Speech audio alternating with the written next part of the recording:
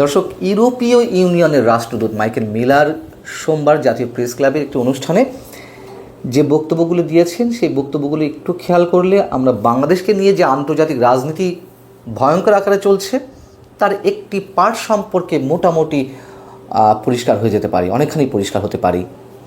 তিনি সংস্কার বিষয়ে কথা বলেছেন, তিনি করিডোর ইস্যুতে কথা বলেছেন, তিনি জুলাই আন্দোলনের নিহতদের বিষয়ে জাতিসংঘের রিপোর্ট নিয়ে কথা বলেছেন। কিন্তু এই কথাগুলো আসলে কী ইঙ্গিত করছে? কোনো ধরনের রহস্যের সৃষ্টি করছে কিনা, বা সেই রহস্যের জটটা আমরা খুলতে পারি কিনা? তিনি যা বলছেন আগে সেটা একটু শুনে নিই। তিনি বলছেন, রাজনৈতিক রূপান্তর বাংলাদেশকে গণতান্ত্রিক নির্বাচনের দিকে নিয়ে যাবে, তবে নির্বাচনের আগে সংস্কার কাজের জন্য অন্তর্বর্তী সরকারকে যথেষ্ট সময় দিতে হবে। মানবিক করিডোরের বিষয়ে তিনি তার বক্তব্য হচ্ছে এরকম যে, উদ্বাস্তুরা যে দেশেই থাকুক না কেন, আমরা তাদের সহায়তা করতে পারলে খুশি হব। যদি সীমান্তের ওপারে থাকে তবে তাদের সহায়তার জন্য আমাদের একটি চ্যানেল লাগবে। এবার একটি প্রশ্ন দিয়ে আলোচনা শুরু করি। 5 আগস্টের পরে ইউরোপীয় ইউনিয়নের কোনো ধরনের বিনিয়োগ আছে বাংলাদেশে? নেই, তাই না? বরঞ্চ কমছে। অথচ তারা সংস্কার চাইছে, তারা সংস্কারের জন্য সরকারকে যতটা সময় দেওয়ার প্রয়োজন সেটি দিতে চাইছে, পাশাপাশি করিডোরের প্রতি সমর্থন দিচ্ছে। করিডোরটি কে চাইছে? যুক্তরাষ্ট্র চাইছে। এবার আসুন, কেউ হয়তো বলতে পারেন যে ডক্টর ইউনূসের প্রভাব বেশি আন্তর্জাতিকভাবে বিভিন্ন ক্ষেত্রে, সেই দিক থেকে তার ক্যারিশমার বা যেই উদাহরণ দিই না কেন তার প্রতি তারা সমর্থন দিচ্ছে। আসলে বিষয়টি কি তাই? যদি ডক্টর মোহাম্মদ ইউনূসের ওই ধরনের ইনফ্লুয়েন্স কাজই করত, বিনিয়োগ আসতো। সবচেয়ে বড় উদাহরণ হচ্ছে IMF, আন্তর্জাতিক মুদ্রা তহবিলের যে লোনের কিস্তি, সেটা স্থগিত হতো না। সেই আশা তো আমরা একেবারে ছেড়েই দিয়েছি, সরকারের পক্ষ থেকেই ছেড়ে দেওয়া হয়েছে। বাংলাদেশ ব্যাংকের গভর্নর তিনি বলেছেন, আহসান ইস মনসুর সাহেব, যে IMF-এর লোন ছাড়াই আমরা ভালো করছি, যথেষ্ট ভালো করব। যাই হোক, সেটা অন্য বিষয়। তাহলে ডক্টর মোহাম্মদ ইউনূসের প্রভাব যদি কাজ না করে, কোন জাদু বলে ইউরোপীয় ইউনিয়ন সরকারকে এই ধরনের সমর্থন দিতে চাইছে? বিষয়টি আর কিছু নয়। এটি বোঝার জন্য রকেট সায়েন্স পড়ার প্রয়োজন নেই বা তা অ্যাপ্লাই করার প্রয়োজন নেই। জাতিসংঘে এই মুহূর্তে যুক্তরাষ্ট্রের চেয়ে ইউরোপীয় ইউনিয়নের প্রভাব বেশি, আমরা তো জানি। আবার যুক্তরাষ্ট্র যেদিকে যায়, ইউরোপীয় ইউনিয়ন সেদিকে যায়। তারও কারণ আছে। যুক্তরাষ্ট্রের বিশ্বব্যাপী সবচেয়ে বড় এজেন্ট, বড় মিত্র যুক্তরাজ্য। সেই যুক্তরাজ্য বা ইউকের যথেষ্ট প্রভাব ইউরোপীয় ইউনিয়নের প্রতি। সব কিছু মিলিয়ে যুক্তরাষ্ট্র যেদিকে যায় সেদিকে ইউরোপীয় ইউনিয়ন যায়। মাঝে মাঝে হুঙ্কার ছাড়ে, যেমন ট্যারিফ ইস্যুতে, শুল্ক আরোপের ইস্যুতে তারা বলল যে তারা পাল্টা ব্যবস্থা নেবে যুক্তরাষ্ট্রের বিরুদ্ধে। এগুলো সব বাণিজ্যিক স্বার্থ, আবার রসুনে গোড়া সব এক জায়গায়। করিডোর নিয়ে একটু বলি, ছোট্ট করে সমীকরণটা মিলিয়ে দিই। যুক্তরাষ্ট্র করিডোর চায়, মিয়ানমারকে নিয়ন্ত্রণে নেবে চীনের আধিপত্য থেকে।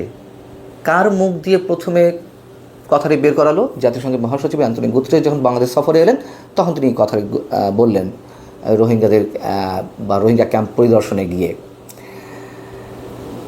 এবং সেই কথা এখন ইউরোপীয় ইউনিয়নের রাষ্ট্রদূতদের মুখ থেকেও বের হচ্ছে।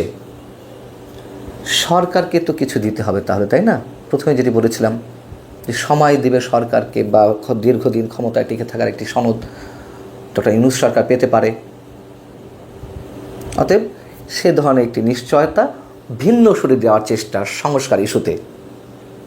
আর বিএনপি তো বলেই রেখেছে যে সংস্কারের নামে মূলা ঝুলিয়ে রাখা হচ্ছে, সংস্কার নাকি ষড়যন্ত্র, নানান ধরনের কথা আমরা শুনতে পাচ্ছি। বিএনপি এখন কী করবে সেটা বিএনপির বিষয়। আচ্ছা,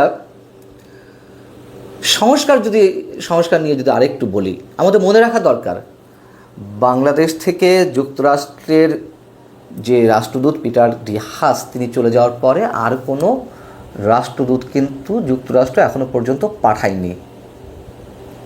পাঠানো হয়েছে কাকে? ভারপ্রাপ্ত রাষ্ট্রদূত হিসেবে, চার্জ দ্য অ্যাফেয়ার্স হিসেবে ট্রাসি এন জ্যাকবসনকে। এবং যখন ট্রাসি এন জ্যাকবসনকে পাঠানো হয়, তখন কিন্তু পররাষ্ট্র মন্ত্রণালয়ে চিঠি দিয়ে যুক্তরাষ্ট্র জানিয়ে দিয়েছিল যে মূলত বাংলাদেশের সংস্কার প্রক্রিয়া ও গণতান্ত্রিক উত্তরণে অন্তর্বর্তীকালীন দায়িত্ব পালনের জন্য তাকে ঢাকায় পাঠানো হচ্ছে সংস্কার ইস্যুতে। অর্থাৎ সবই অনেক আগে থেকে সেট করা, সবই প্ল্যানিংয়ের অংশ।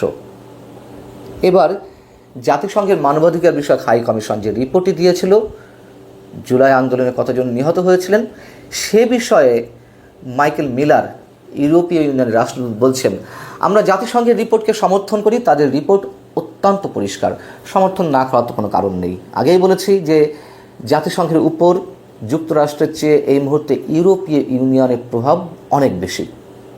তিনি যে বললেন যে অত্যন্ত পরিষ্কার জাতিসংঘের মানবাধিকার বিষয় হাই কমিশনের যে রিপোর্ট, আমরা বলবো যথেষ্ট অস্পষ্ট। যে 1400 মানুষের হিসাব দিয়েছে যারা নিহতের হত্যাকাণ্ডের শিকার হয়েছেন, তারা 5 আগস্টে আগে কতজন নিহত হয়েছেন, পরে কতজন নিহত হয়েছেন তা কিন্তু বলেননি। ফিগারটি বড় দেখানোর জন্য 1400 জন উল্লেখ করেছেন, এর বাইরে আর কিছু নয়। একটা কথা মনে করিয়ে দিই, 2024-এর 7 জানুয়ারি নির্বাচনের আগে স্যাংশন বলে অনেক কথা তো আমরা বললাম, আতঙ্ক বা আশঙ্কার মধ্যে ছিলাম। স্যাংশন তো আসেনি, যুক্তরাষ্ট্র কয়েকটি ভিসা নিষেধাজ্ঞা দিয়েছিল এই তো, এবং বড় নিষেধাজ্ঞাটাই আসার যে আশঙ্কা করা হচ্ছিল ইউরোপীয় ইউনিয়নের দিক থেকেই, এবং যে বাণিজ্যিক নিষেধাজ্ঞা বা আরও স্পষ্ট করে বললে আমাদের যে পোশাক পণ্য ইউরোপীয় ইউনিয়নভুক্ত দেশগুলোতে যায় সেই দেশগুলোতে যাতে আর যেতে না পারে সেই ব্যবস্থা ইউরোপীয় ইউনিয়ন নিতে যাচ্ছে এমনটাই আশঙ্কা করা হচ্ছিল। তার কারণ বাংলাদেশের যে প্রতি বছর 50 থেকে 55 বিলিয়ন ডলারের পোশাক পণ্য রপ্তানি হয় তার সবচেয়ে বড় অংশ 35 থেকে 40 বিলিয়ন ডলারের পণ্য কেবলমাত্র ইউরোপীয় ইউনিয়নভুক্ত দেশগুলোতেই যায়। তারা কিন্তু শেষমেশ দেয়নি স্যাংশন। কেন? তারা আগে তাদের বাণিজ্যটাই বোঝে। তখন তো গণতন্ত্রের সবক দিচ্ছিল, সুষ্ঠু নির্বাচন চাই, যুক্তরাষ্ট্র যেভাবে সবক দিচ্ছিল, গলা ফাটাচ্ছিল, আমাদেরকে নসিহত করছিল ফ্রম দ্য বিগিনিং। অনেক আগে থেকেই কিন্তু বলছি, আপনারা যারা আমার কথা নিয়মিত শোনেন, যে আমাদের বন্ধু, বাংলাদেশের বন্ধু বলতে আসলে কিন্তু কেউ নেই, সবাই যার যা স্বার্থ বুঝছে বা বোঝে। তো প্লট থেকে তারা নির্মাণ করেছিল, যুক্তরাষ্ট্র প্লটে নির্মাণ করেছিল 5 আগস্টের। এটি তো এখন ওপেন সিক্রেট। যদিও সাধারণ মানুষের ইনভলভমেন্ট ছিল, অবশ্যই শেখ হাসিনার পতনটা অনিবার্য ছিল, বারবার একটা কথা বলি, কিন্তু প্লট অবশ্যই যুক্তরাষ্ট্র নির্মাণ করেছিল, সাথে ইউরোপীয় ইউনিয়নও ছিল।